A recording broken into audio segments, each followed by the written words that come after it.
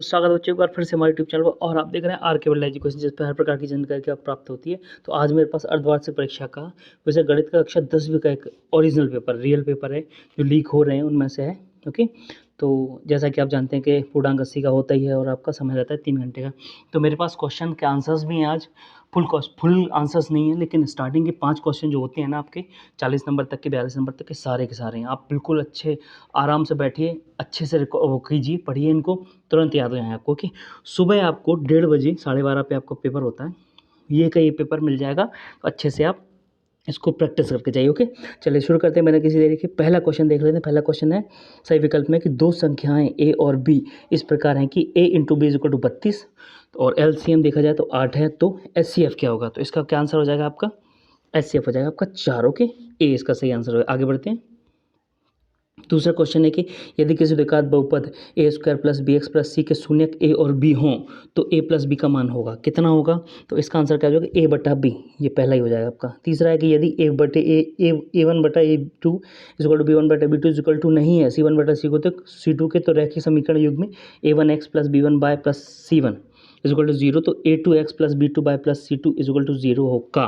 क्या हो सकता है इसका? हो जाएगा कोई हल नहीं होगा इसका, का कोई हल नहीं होगा। डन। इसका यहाँ पे ये है बराबर नहीं है, यहाँ पे बराबर होता ना तो अनंत अनेक हल होते आंसर्स। ठीक है, तो आगे है कि 3 6 9 का कौन सा पद 27वां होगा? तो इसका क्या आंसर हो जाएगा? 9वां पद 27 होगा। ठीक है, यहाँ पे क्या है?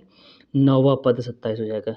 आगे है कि त्रिभुज ए बी सी में ए बी बराबर 6√3 सेंटीमीटर, ए सी बराबर 12 सेंटीमीटर, बी सी बराबर 6 सेंटीमीटर, तब कोण बी का मान कितना होगा? तो कोण बी का मान आपका होगा 90 डिग्री का। ओके, कैसा बनेगा ये ठीक है, तो कोण यहाँ पे बी हो जाएगा। डन। चलिए आगे बढ़ते हैं। आगे देख लेते हैं। दो बिंदुओं x1 y1 कोष्टक में और b का x2 y2 के बीच की दूरी कितनी होगी? तो आपका ये 6वें क्वेश्चन का आंसर हो जाएगा कि ए बी बराबर x2 माइनस x1, कहाँ दिख रहा है आपको? x2 माइनस x1 का square plus y2 minus y1, तो आपका पहला ए हो जाएगा आंसर इसका। चलिए आगे बढ़ते हैं। ये टोटल आंसर है आपके 6 नंबर पक्के हैं, आप रट के जाना इनको। ओके, चलिए आगे बढ़ते हैं। दूसरा क्वेश्चन देख लें, रिक्त स्थान। ओके, तो रिक्त स्थान का भी मेरे पास आंसर है। पहले में क्या आ जाएगा आपका? पहले में प्रत्येक भाज्य संख्याओं के गुणनफल के रूप में लिखा जाता है, तो पहले का आपका आंसर हो जाएगा अभाज्य संख्याओं के में। ठीक है, अभाज्य। डन। चलिए आगे बढ़ते हैं कि दो घात के किसी बहुपद के अधिकतम शून्यक होंगे, कितने होंगे? तो दूसरे का आपका आंसर हो जाएगा 2, अधिकतम 2 शून्यक होंगे। आगे बढ़ते हैं। नीचे लिख दूंगा मैं, नीचे थोड़ा सा क्लियरिफिकेशन देता रहूँ क्योंकि वहाँ पे थोड़ा सा दिक्कत आ रही लिखने में। आगे है कि द्विघात समीकरण के विविक्तीकरण का सूत्र डी बराबर क्या होता है? डी बराबर होता है बी स्क्वायर माइनस 4ac, यही होता है ना, आपको याद होगा पक्का, मुझे पता है। आगे है कि यदि किसी समांतर श्रेणी का n व पद 3+2n हो तो श्रेणी का प्रथम पद कौन सा होगा? तो श्रेणी का चौथी का बात करते हैं, श्रेणी का प्रथम पद होगा 5। चलिए आगे बढ़ते हैं कि दो समान कोणिक त्रिभुजों में उसकी संगत भुजाओं का अनुपात सदैव कितना होता है? बराबर होता है। इसका आंसर हो जाएगा, क्या हो जाएगा? बराबर। ओके, चलिए आगे बढ़ते हैं। त्रिभुज का क्षेत्रफल, 6वां है कि त्रिभुज का क्षेत्रफल खाली स्थान x आधार मतलब इंटू आधार और c सलम, तो क्या 1/2, यहाँ पे क्या जाएगा आपका आंसर? 1/2। कौन सा? 6वें का, यहाँ पे 1/2 आ जाएगा। आगे बढ़ते हैं। 7वें की बात करते हैं। वृत्त की दो बिंदुओं पर प्रतिच्छेद करने वाली रेखा को क्या कहते हैं? छेदक रेखा कहते हैं। क्या कहते हैं? छेदक। ठीक है, याद रखना कौन सी? छेदक रेखा। चलिए आगे बढ़ते हैं, अगला क्वेश्चन देख लेते हैं। ये आपके 7 नंबर पक्के। ठीक है, ये आपके 7 नंबर, वो कितने 6 नंबर वो कंप्लीट थे, 7 जी हो गए। चलिए अब हम बात कर लेते हैं सही जोड़ी की। ओके, सही जोड़ी देख लेते हैं, क्वेश्चन नंबर तीसरा। तो सही जोड़ी का आंसर आप देख लेते हैं क्या है सही जोड़ी में। पहले का क्या हो जाए? कोसेक स्क्वायर थीटा, कहाँ यहाँ पे? ये दिया हुआ है। ठीक है, ई वाला, पहले का ई वाला हो जाएगा ये ई। ठीक है, कौन सा वाला? मैं थोड़ा सा लाइनिंग करके दिखा देता हूँ आपको।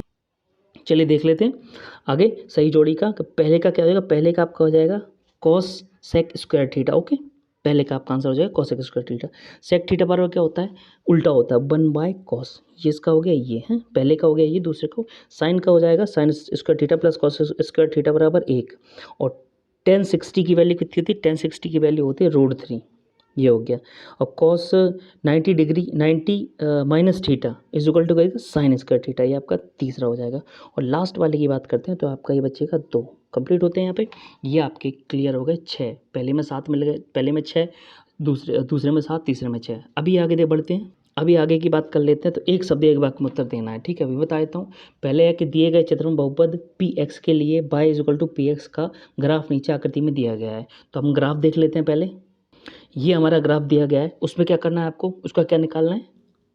तो यहाँ पे आपको निकालना है शून्यकों की संख्या। तो पहले का क्या, शून्य कितने हो जाएंगे आपके, इसमें कुछ भी शून्यक नहीं हो, क्योंकि यहाँ पे एक लाइन ऐसी जो बनती है ना शून्यक निकालने के लिए, वो नहीं है। तो कोई शून्यक नहीं होगा, लिख सकते हो आप, कोई शून्यक नहीं होगा, ये लिख सकते हो आप। ओके, आंसर आपका आ जाएगा। चलिए आगे बढ़ते हैं कि रैखिक समीकरण, इसका आंसर नहीं मिला था मुझे, आप ढूंढ लेना, ठीक है। दूसरे का, तीसरे का भी नहीं मिला, ये भी आप ढूंढ, ओके, तीसरे का भी नहीं मिला, ये भी आप ढूंढ लेना, दूसरे का भी नहीं मिला, ये ढूंढ लेना, आप ये चेक कर लेना, ठीक है। थोड़ी सी आप मेहनत कीजिए, बाकी मैं पूरी मेहनत मैं कर रहा हूँ, ठीक है। चौथे की बात कर लेते हैं कि क्या सभी वर्ग समरूप होते हैं।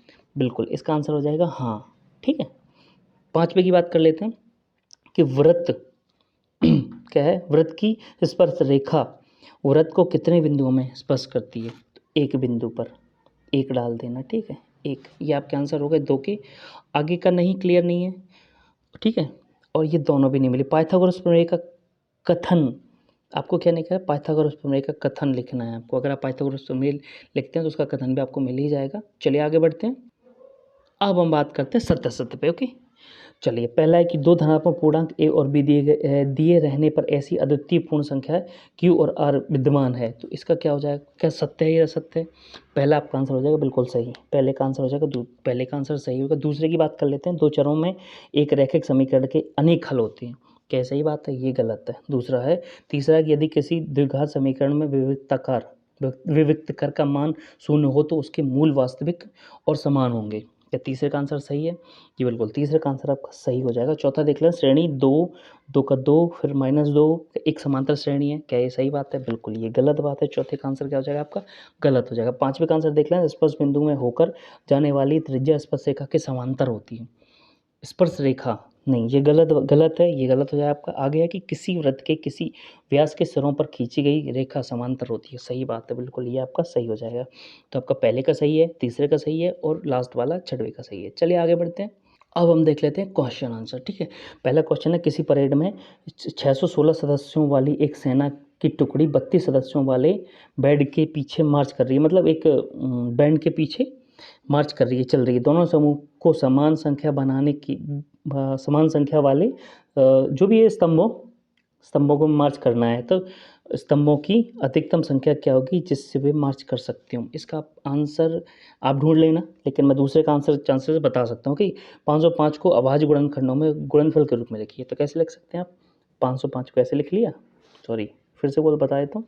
505 को आप ऐसे लिख लें, उसके बाद उसको डिवाइड कर वैसे करते गुणनखंड 5 एकम 5 0 0 1 फिर 7 से चला जाएगा। तो अलग अलग लिखना, 5 × 7 × ऐसे लिख देना, आंसर हो जाएगा। ओके, आगे बढ़ लेते हैं। सातवें देख लें, संख्या 6 और 72 और 120 का अभाज्य गुणनफल विधि से एलसीएम निकालना है। आपको निकालना, आगे की जांच कीजिए कि क्या किसी प्राकृत संख्या n के लिए 4 शून्य पर समान हो सकते हैं। यह आपको देखना है। आठवां देख लेना, ऐसे ही आठवां देख लेना, ओरिजिनल पेपर है, सीधा का सीधा मैं आपको दे रहा हूँ। बिल्कुल रट के चाहिए, अच्छे से प्रैक्टिस करके जाइए, आप 80 में से 80 लेके आएंगे, ये मेरी गारंटी है। ओके, आप अच्छे से रट के जाइए, क्योंकि क्वेश्चन आपको मिल गए हैं। अब बस आपको क्या करना है, वही तो पढ़ना है आपको, प्रैक्टिस ही करनी है। आगे एक द्विघात बहुपद ज्ञात कीजिए जिसके शून्यकों के योग और गुणनफल -3 और कितने हो सकते हैं, -3 है होगा, एक -4 होगा। ओके, चलिए आगे बढ़ते हैं, आगे देख लेते हैं। माफ़ी चाहूँगा, ये क्वेश्चन एक द्विघात बहुपद ज्ञात कीजिए जिसमें उसका अथवा है, किसका, 8वें का अथवा, -3 और 2 होंगे, -3 और 2 होंगे। मैं कहीं गलत चला गया तो कोई बात नहीं, ये दूसरा क्वेश्चन क्लियर हो गया। नवा देख लो, नवा भी आपको क्या, कौन सा पद 81 और -81 होना है। श्रेणी का ये भी पद देख लेना। 10वां क्वेश्चन है कि प्रथम एपी के प्रथम 4 पद लिखिए। अगर प्रथम पद ये होगा -1.215, तो आपको डी बराबर ये है -0.25, मतलब 0.25 0.25। और अगला है कि 3.1 -1 और 3 के अगले 4 पद लिखिए। अब देख लेते हैं 11वें वाले का कि आकृति ये दी हुई है कौन सी, डी ई बराबर है, डी ई लंब है आर सी पर। चेक कर लेते हैं हम, क्या डी ई आर सी पर लंब है, डी ई आर सी पर लंब नहीं है, मतलब बराबर है। आर सी कहाँ पे दिया हुआ है यहाँ पे अपना, अच्छा ये कह रहा है डी ई बराबर है, मतलब बराबर है कि डी ई के ऐसे आर सी के, तो आर सी दिया नहीं है और आपको क्या निकालना है, ई सी की वैल्यू निकालनी है, ई सी का मान निकालना है। तो आप देख लीजिए कैसे निकालते हैं, ठीक है। 11वें का अथवा देख लेते हैं, क्या दिया हुआ है, ये अथवा दिया हुआ है, पढ़ लेना एक बार। 12 देख लेते हैं हम, 12 क्लियर कर देता हूँ मैं पढ़ के कि एक्स और वाई में एक में से एक संबंध ज्ञात कीजिए, मतलब में से एक संबंध ज्ञात कीजिए ताकि बिंदु एक्स वाई बिंदुओं 7 1 और 3 9 3 5 में समस्त दूरस्य भुजु समदूरस्य हो। आगे है बिंदुओं -5 7 और -1 3 के बीच की दूरी याद कीजिए। ओके, 13वां देख लेते हैं, 13वां भी यहीं पे है, 13वां आप देख लें पूरा। ओके, ये बिल्कुल आप स्क्रीनशॉट ले लें भले या फिर लिख लें, सबसे अच्छी बात यही है पॉज करके आप वीडियो को लिख लें, उसके बाद सॉल्व करके देख लें। आज रात भर पढ़ा है और सुबह आप तो 12:30 तक पढ़ा है, बहुत टाइम है अभी। तो चलिए आगे देख लेते हैं। अब ये क्लियर है, कोई दिक्कत नहीं है। मैंने क्या किया है, थोड़ा सा वो वाले क्वेश्चन नहीं मिले थे मुझे 13 के बाद वाला, 14 15 16 17 18 19 काफ़ी सारे नहीं मिले मानता हूँ मैं, लेकिन क्या 20 से मिल गए मेरे पास। लंबाई 6 मीटर वाले एक ऊर्ध्वाधर स्तंभ की छाया, ये आपको क्या मिल जाएगा यहाँ पे, ये आपकी ट्रिग्नोमेट्री आ गई है। आगे है 20 21 का भी देख लीजिए, इसका तो स्क्रीनशॉट ले लीजिए, एकदम क्लीन दिख रहा है। 21 देख लीजिए, आगे देख लेते हैं। 22 भी है मेरे पास, 22 23 भी है। इससे आपका क्या है, 80 में से लगभग लगा पार्ट इसमें से 60 की जगह पे, हाँ ये मान के चलो 60 और 65 तो ले ही आओगे। ओके, ओरिजिनल पेपर है, याद रखना। अगर आपको वीडियो पसंद आए तो प्लीज़ लाइक कीजिए, साथ में चैनल को सब्सक्राइब जरूर कर दीजिए। ओके, साथ में बेल आइकन प्रेस कर दीजिए ताकि जो भी वीडियो पुट करूँ आप तक पहुँचे। इंपॉर्टेंट ही दूंगा, ये सारे के सारे आप रट लीजिए, एकदम अच्छे से प्रैक्टिस कर लीजिए, आपको बहुत अच्छे नंबर आएंगे, ये मैं गारंटी देता हूँ। मिलता हूँ अगली वीडियो में, धन्यवाद।